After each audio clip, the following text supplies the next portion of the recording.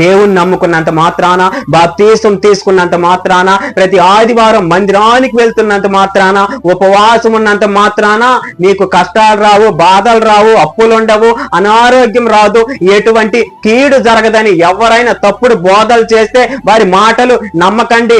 అది నిజం కానే కాదు. ఎందుకంటే బహు నీతిమంతుడైన యేసయ్యకే ఈ లోకంలో కష్టాలు, బాధలు, చెయ్యని తప్పుకు నిందలు, కొరడా దెబ్బలు, ముఖం మీద ఉమ్ము వేయడం, ఇవన్నీ అతి పరిశుద్ధ యేసయ్యకే తప్పులేదు. నీవు నేను మనం ఎంత, దేవుని వాక్యం సెలవిస్తుంది కదా, నీతిమంతునికి కలుగు ఆపదలు అనేకములు, వాటన్నిటిలో నుండి యెహోవా వానిని విడిపించును.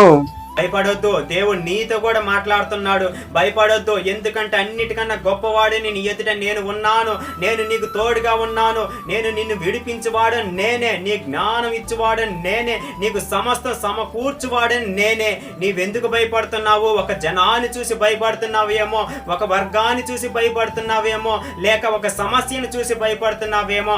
భయపడవద్దని దేవుడు నీతోనే మాట్లాడుతున్నాడు. చూడు, ఒక జాబ్ కోసం భయపడుతున్నావేమో, ఒక విద్య కోసం భయపడుతున్నావేమో, ఒక పని కోసం భయపడుతున్నావేమో, లేకపోతే నీ జీవితం కోసం భయపడుతున్నావేమో. భయపడొద్దు, దేవుడు నీతోనే మాట్లాడుతున్నాడు. భయపడొద్దని ఈ మాట దేవుడు నీతోనే చెబుతున్నాడు. నీ సమస్య పెద్దది అని నువ్వు అనుకుంటే గనుక నువ్వు దేవుని ఇంకా దూరంగా చూస్తున్నట్లే. నువ్వు ఎప్పుడైతే దేవునికి దగ్గర రావడం మొదలు పెడతావో, దేవునికి నీకు అత్యంత దగ్గరగా, ఆయన కుడి పార్శ్వం మీద కూర్చున్నంత దగ్గరగా మొదలు పెడతావో, నీ ప్రతి ఒక్క సమస్య నీ అరికాలు కింద ఉంటుంది, నీ ప్రతి ఒక్క శత్రువు నీ అరికాలు కింద ఉంటారు. కాబట్టి ఈ రోజు నుంచి సమస్యలు చూసి అవి పెద్దవి అనుకోవద్దు, కానీ మన దేవుడు అన్నిటికన్నా పెద్దవాడు. అన్ని సమస్యలు ఆయన దగ్గరికి వెళ్ళి ఆయన పాయింట్ ఆఫ్ నుంచి చూడడం మొదలు పెడితే ప్రతిది కూడా మన కాలు కింద ఉన్నట్టు అనిపిస్తుంది. కాబట్టి మీరు రోజును ప్రారంభించేటప్పుడు మన దేవునికి దగ్గరగా ఉన్నామా లేదా అని ఒక్క విషయాన్ని మన జ్ఞాపకం చేసుకోవాలి. ఆయనకి దగ్గరగా ఉంటే అన్ని మనకి దూరం అయిపోతాయి, మనం ఆయనకి దూరంగా ఉంటే మనకున్నవన్నీ దూరం అయిపోతాయి. ఒక్కసారి ఆలోచించుకొని ఆయన దగ్గరికి చేరు, ఆయన ప్రతి విషయంలో నీకు తోడుగా ఉంటాడు. ఒక అవమానాన్ని మనం పొందినప్పుడు, దేవా నువ్వు చూస్తున్నావు కదా, నీకే స్తోత్రం తండ్రి. ఒక తృణీకరాన్ని మనం పొందినప్పుడు, ఒక గౌరవంగా మనల్ని మాట్లాడినప్పుడు, యేసయ్యా నువ్వు చూస్తున్నావుగా, నీకే స్తోత్రం తండ్రి. పర్లేదులే అయ్యా, వాళ్ళు అలా అనడానికి తగిన దానినే అననీలే అయ్యా, ఏమైంది పోనీలే, తెలిస్తే అంటారా, తెలియదులే, పోనీలే అయ్యా, పోనీ. ఆయన సన్నిధి మనతో ఉంటుంది, ఆయన సన్నిధి మనతో ఉంటే చాలు. లోకంలో వాళ్ళు మనల్ని ఎన్ని అనుకున్నా పర్లేదు, నువ్వు నాకు తోడుంటే చాలు యేసయ్యా. ప్రభువా, ఇంకా ఎందుకు నా జీవితం ఈ లోకంలో నేను బ్రతికి ఉండి ఏమి లాభం, నా వల్ల ఎవరికి ప్రయోజనం అని నేను ఒంటరిగా ఉండి ఆలోచించుచుండగా, ప్రభువు ఇదిగో నా ప్రాణాలు సైతం నర్పించాను నీ కొరకే, నేను బలిగా మారాను. నీ ఆప్తులు నిన్ను ప్రేమించకపోయినా, నీ బంధువులు నిన్ను వెలివేసిన, నేను మాత్రం ఎన్నడను నిన్ను విడవనని నా జీవితానికి ఉన్న విలువను నాకు చూపిన యేసయ్యా, నీకు మనసారా కృతజ్ఞతలయ్యా. నువ్వు దేవుడు నమ్మినా కూడా ఎక్కువ కష్టాలు అనుభవిస్తున్నావంటే ఆయన నిన్ను ఎక్కువగా ప్రేమిస్తున్నానని అర్థం. నీ బాధలు కన్నీళ్లు ఆయనకు తెలియనివి కావు.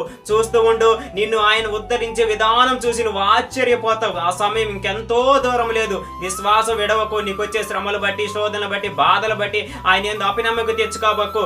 అనేక మంది జనముల ముందు నేను గొప్ప చేయబోతున్నాడు. లోకంలో ఉన్నవన్నీ నిన్ను, నీ జీవితాన్ని నాశనం చేస్తుంది.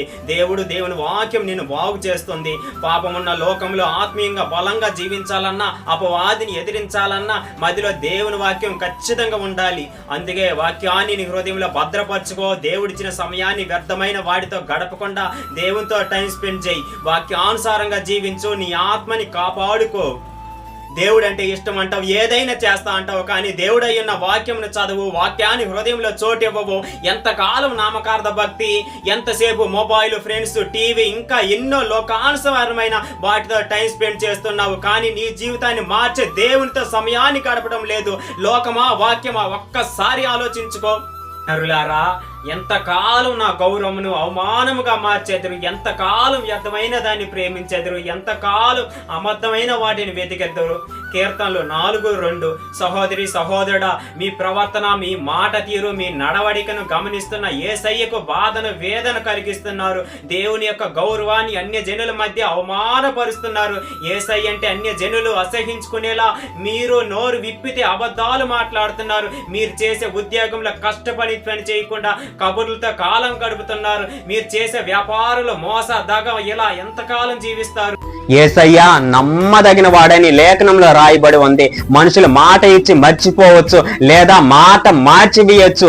ఇన్ని రోజులు మనుషులను నమ్మి వారి మీద ఆధారపడి మోసపోయి ఉన్నావా? ఒక్కసారి యేసయ్యను నమ్ము, మరి ఎన్నడూ మోసపోవు. ఆయన ప్రేమ గడిచిన గాయాల్ని మానుపును, నూతనమైన సంతోషాన్ని, సమాధానాన్ని నీలో కలుగు చేస్తుంది. ఎందుకంటే ఆయన ఎంతైనా నమ్మదగిన వాడు. ఎవరి కోసం జీవిస్తున్నావు, ఎందుకోసం జీవిస్తున్నావు ఒక్కసారి ఆలోచించు.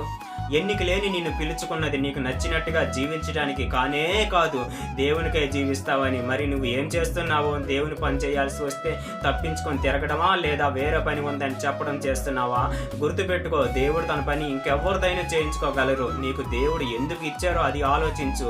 దేవునికి నీవు ఎప్పుడు అందుబాటులోనే ఉండాలి. నీ ఎడల దేవునికి ఉన్న తలంపులు చాలా గొప్పవి. నీ ఎడల నెరవేరాలంటే నీవు దేవుని చిత్తం లోబడాలి. అప్పుడే దేవుని కార్యాలు నువ్వు చూడగలుగుతావు. ఎవరో దేవుణ్ణి అడిగారంట, నేనే తప్పు చేయకుండా బ్రతుకుతున్నాను, నాకెందుకు ఇన్ని కష్టాలు ఇస్తున్నావు అని. అప్పుడు దేవుడు చెప్పాడంట, నువ్వు తప్పు చేయకుండా బ్రతుకుతున్నావు కాబట్టే ఇన్ని కష్టాలు ఇచ్చాను. నువ్వు తప్పు చేస్తే చూద్దాం అనుకున్నా, కానీ ఏ తప్పు చేయకుండా గట్టిగా నిలబడి ఉన్నావు. అది ఎన్ని రోజుల ఎంత కాలమో చూద్దామని. కానీ నేను పెట్టే ప్రతి ఒక్క పరీక్షకి, నువ్వు పడే ప్రతి కష్టానికి సమాధానం ఒక రోజు వస్తుందని దేవుడు చెప్పాడంట. చాలా సందర్భాల్లో మనకు ఎదురవుతున్న కష్టములు బట్టి దేవుడు మనల్ని మర్చిపోయాడా అనుకుంటాము. యోసేపు జీవితంలో చూడండి, అందరూ అతన్ని విడిచిపెట్టారు, కానీ దేవుడు మాత్రం మర్చిపోలేదు. అతను కలిగిన దేశములు అతన్ని అభివృద్ధి పొందించి అతనికి అత్యున్నత సింహాసనాన్ని ఇచ్చాడు. ఈ రోజు నువ్వు అటువంటి పరిస్థితుల్లో ఉన్నట్లయితే బాధపడకు, నీకు దేవుడు తోడై ఉన్నాడు. ప్రతి ఒక్క విషయంలో నీకు సహాయం చేయవాడై ఉన్నాడు. నాకు అది కావాలి, నాకు ఇది కావాలని ప్రార్థించుకు. నీ చిత్తం నా జీవితంలో జరిగించు దేవా అని ప్రార్థించు. నువ్వు అడిగిన దానికన్నా గొప్పగా దేవుడు నీకు ఇస్తాడు. ఉదాహరణకి నన్ను తీసుకోండి, నేను నడవట్లేదు, మంచంలోనే ఉంటున్నాను. నేను దేవుణ్ణి ఎప్పుడు అడగను, యేసయ్యా నన్ను నడిపించు అని నేను అడగను. దేవా నీ చిత్తం అయితే నన్ను నడిపించు, లేని ఎడల ఈ స్థితిలోనే నీ కొరకు బ్రతకాలంటే నాకు ఇట్లాగే ఉంచు దేవా అని ప్రార్థిస్తా. మీరు కూడా అదే రీతిగా నీ స్థితి ఏదైనా కానీ దేవుని చిత్తం నెరవేర్చమని అడగండి. God bless you. ఖచ్చితంగా ఆయన మీ జీవితంలో నెమ్మదిని దయచేస్తాడు. ప్రియమైన స్నేహితులారా, రక్షింపబడిన మనము ప్రభువు కొరకు ఏం చేయాలి? పరిశుద్ధంగాను నీతిగాను ఆయన సేవించాలి. అనుదినము ఆయన రక్షణ సువార్తను ప్రకటించాలి. ప్రభువు కొరకు కనిపెట్టాలి, అంతవరకు సహించాలి, జయహోత్సవం చేయాలి, సంతోషించాలి. ప్రభు యొక్క రక్షణ సువార్తను ప్రకటించాలి, కృతజ్ఞతాస్తుతులు చెల్లించాలి, ఆయన కట్టడాలు నిత్యం పాటించాలి, ఇతరులను రక్షించాలి, మన సొంత రక్షణ కొనసాగించాలి. సత్యమును గురించి అనుభవ జ్ఞానము పొందుకోవాలి, నిర్లక్ష్యం చేయకూడదు, అగ్నిలో నుండి కొందరిని లాగి రక్షించాలి. మరి ఈ రోజు నీ విశ్వాస జీవితంలో ఇలాంటి అనుభవం కలిగి ఉన్నావా? ఇప్పటి వరకు లేకపోతే ఇక నుంచైనా ఒక్క ఆత్మనైనా రక్షించు.